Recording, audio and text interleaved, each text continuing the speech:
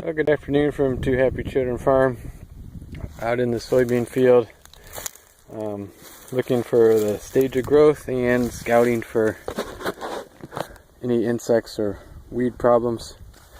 That's our stage of growth. This started happening a day or so ago, so I guess we're just starting blooming.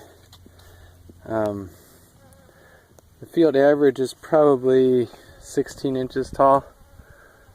So this is a southern bean, group 5 determinate.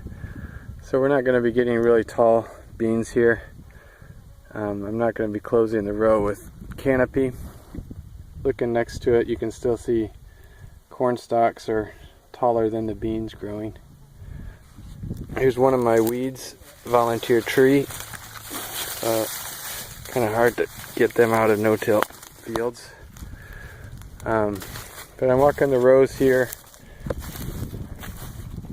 A week ago we did a grass pass with generic Select Max, and looks like it's doing a nice job. You can look across, you can see some dying volunteer corn. I didn't do anything with a broadleaf post-emerge, and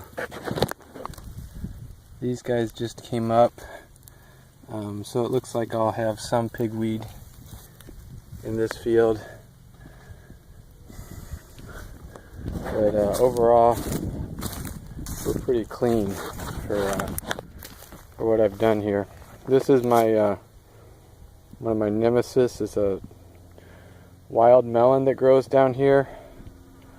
The coyotes will take it from our melon field and come out here and eat and do stuff, and it ends up in here. It makes a little small thing, and it attracts cucumber beetles.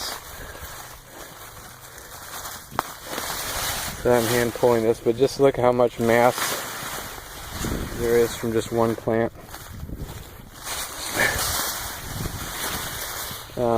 The disappointing thing is this is Roundup tolerant now, so I should have put something in my burn down to get it. It's most likely that plant was around during burn down, and I had a chance to kill it and I didn't.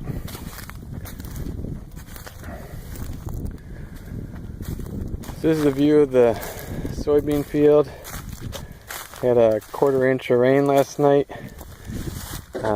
We've had a 30-day streak or so of 100-degree weather, and it looks like that's coming to an end now. It looks like we're going to get some really good rain from a tropical storm Harvey coming through, and timing that with bloom, I would say, is just about perfect. So this is kind of the average part of my field as far as the stand goes and the plant density and height. It stretches all the way out there looking like this.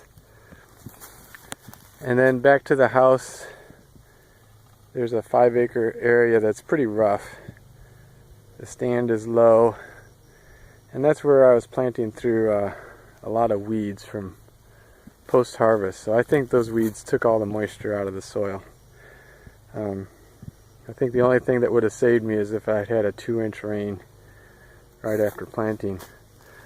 But these guys got up. We had gotten 2 inches of rain before harvest, and I planted the day we harvested, and I put them in deep. So these guys are 2 to 2.5 inches deep. Showed no mercy, just put them in deep, and then was able to seal the slot, and a 1/2 inch of rain brought all of these guys up, which to me is really shocking, because that was some brutal planting conditions. Here's another pigweed. So it looks like the prowl did a pretty good job on the pigweed. That one, you notice I pulled it, it's from the inside the row. and I had put trowel down, and then I planted. So it's probably the row cleaners cleaned that out. So it's a pretty clean field. It's been continuous corn, so really the grasses are what's bothering me. And over here we're going to watch this little area. I don't know if you can see it, but it's a lot yellower.